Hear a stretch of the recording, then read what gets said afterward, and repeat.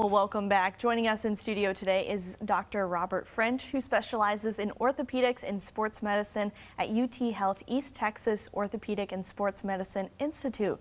Welcome. Thank you for coming on. Thanks for having me. I appreciate it. Yes. Well, the mercury is creeping up there, and we're about to see student athletes return to practice for fall sports. If they haven't already started, what risks do student athletes face when practicing in this heat?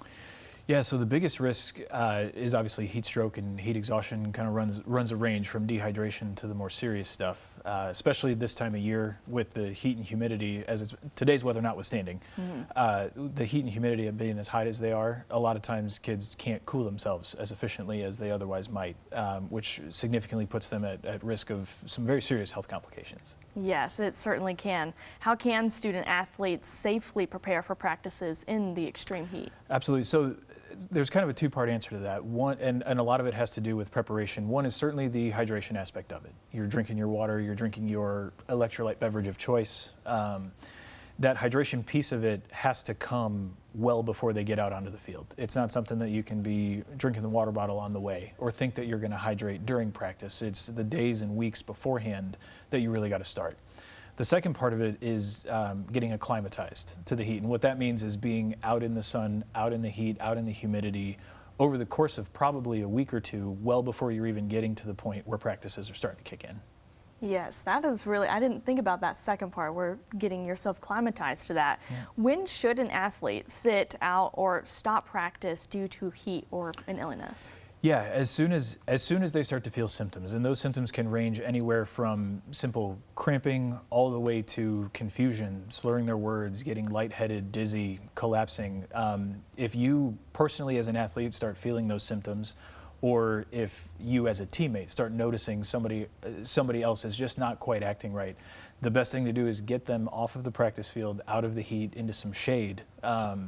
The biggest thing, or the most important thing I should say, is getting them cooled down as quickly as possible. And so having ice baths and ice tubs and cold water sitting on the sideline with the athletic trainers, getting them to that is the best way to avoid any serious complications coming afterward.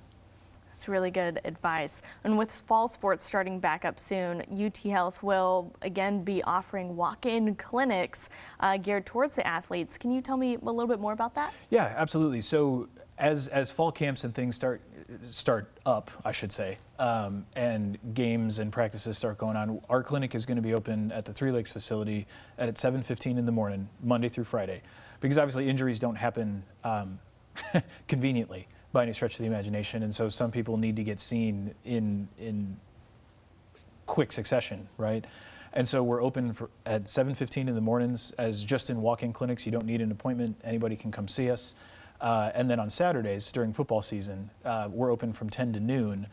And it doesn't necessarily have to be just football players, because obviously all the fall sports, including football, soccer, cross country, volleyball, any little aches and pains that pop up, we're happy to see you guys.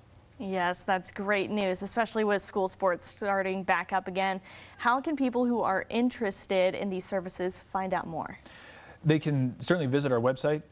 That's obviously for the Three Lakes facility. It's on there. It should have our phone number on there. We're right across the parking lot from Fresh. And so even if you're just driving down Old Jacksonville, come in and see us. We're happy to take care of you guys. Well, all of this is really great information that you have, and you heard that if you want to find out more information, you can go to the website that is right there on your screen. Thank you so much for joining us here today. Thank you very much for sharing all this information.